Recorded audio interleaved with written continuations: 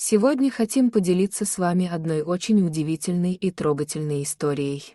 Для любой девушки свадьба — это что-то очень сокровенное, важное событие. Может, именно поэтому все невесты относятся к этому дню очень волнующе, а к свадебному платью вообще очень трепетно. Но несмотря на все это, иногда происходят такие моменты в жизни, которые могут перечеркнуть весь этот трепет и все то, что к чему так готовила себя невеста.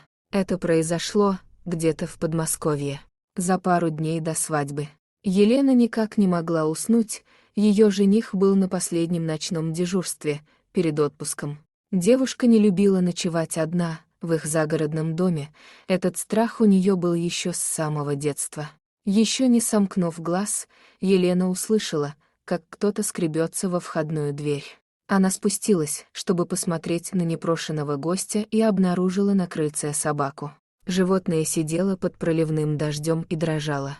Елена, когда увидела дворняжку, промокшую до кончика хвоста, едва не расплакалась. Собачка была такой жалкой и грустной, что доброе сердце Елены не позволило себе закрыть перед животным дверь, поэтому она решила впустить беднягу в дом. Собака вошла и легла на коврик в коридоре. Елена налила собаке воды и положила обрезки мяса в блюдце. Животное было вялым и сразу задремало.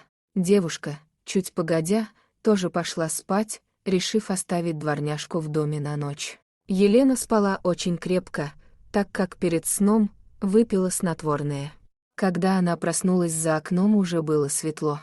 Вдруг девушка услышала крики и выбежала в коридор, не понимая, что случилось. В комнате на первом этаже она увидела своего жениха, который держал за шкирку ту самую несчастную собаку, о которой еще ночью Елена так заботилась. Молодой человек жутко ругался нецензурной бранью и при этом пытался всеми силами вышвырнуть животное из дома. В этот момент девушка взглянула на диван, где лежало, подготовленное к торжеству, свадебное платье, и обомлела.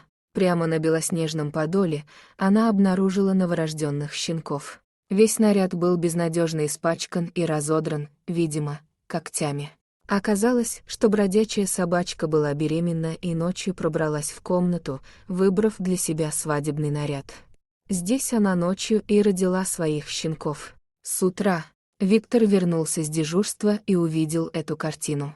От увиденного парень просто взбесился и начал злобно трясти собаку. Когда Елена его застала, девушка была в ужасе. Ее шокировала жестокость Виктора.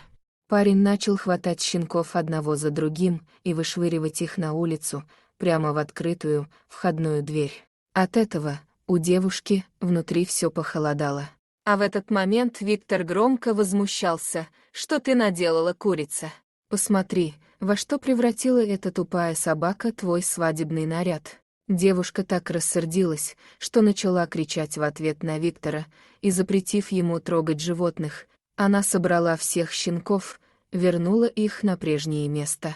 А затем подбежала к скулящей четвероновой маме и положила ее на свадебное платье. Она понимала, что наряд уже не спасти. В этой ситуации Виктор, по мнению Елены, повел себя совершенно отвратительно и жестоко. Девушка заявила жениху, что свадьбы не будет. И не будет ее по двум причинам. Во-первых, нечего теперь надеть, а на покупку нового наряда нет времени.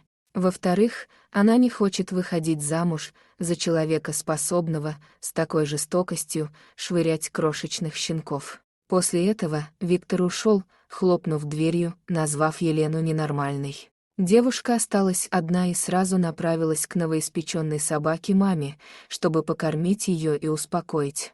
Девушка не пожалела о своем поступке. Елена абсолютно была убеждена, что Виктор ей не пара. А собаку она назвала Найдой. И точно для себя решила, что Найда и ее щенки останутся пока с ней. А как только они окрепнут, она им найдет хороших и добрых, ответственных хозяев. Она довольно быстро раздала их, когда они немного подросли. Елена живет одна и верит, что еще встретит своего человека, мужчину с большим сердцем, который никогда себе не позволит жестоко обойтись с теми, кто нуждается в помощи и заботе. Вот такая вот жизненная история. Может, кто-то скажет, что таких историй миллионы, но на наш взгляд, она особенная. Поэтому нам и захотелось поделиться ею с вами. Мы очень надеемся и верим, что эта публикация донесет до людей то, что, во многих случаях люди не правы, когда ими начинают управлять эмоции, а не разум. Как это ужасно выглядит со стороны. Мы благодарим всех, кто уделил внимание данной истории. Спасибо за вашу поддержку. Будьте добрее друг к другу и к братьям нашим меньшим. Если вам понравилось видео, ставьте лайки и подписывайтесь на наш канал. До свидания!